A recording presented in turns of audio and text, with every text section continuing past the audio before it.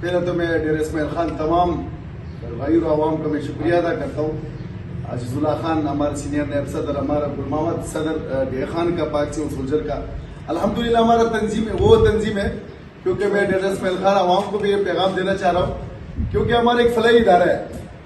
یہ ہے کہ ہم غریبوں کے لیے نکلا ہوا ہے کہ جہاں بھی کوئی ظلم زیادتی ہو جائے. باقی یہ ہے کہ میرا دوستوں پاک civil soldier organization Dera Ismail Khan کے نائب صدر عزیز اللہ خان کے بھائی کی شادی میں چیئرمین پاک سول سولجر آرگنائزیشن حاجی تاج محمد خان، نائب صدر پاکستان حاجی عبد Malik, deputy general secretary Pakistan کفایت اللہ، وائس پریزیڈنٹ پنجاب عمران حسن رحمانی، صدر کے پی کے حاجی نور الدین اور سینئر نائب صدر کے پی کے روید شاہ، حاجی فضل خالق، قاسم خان، تجاول خان کی شرکت. ڈیرہ اسماعیل خان کے ڈسٹرکٹ صدر گل خان اور صدر عزیز اللہ خان نے پھولوں کی پتیاں نچھاور کیں. بھرپور انداز میں شاندار استقبال کیا.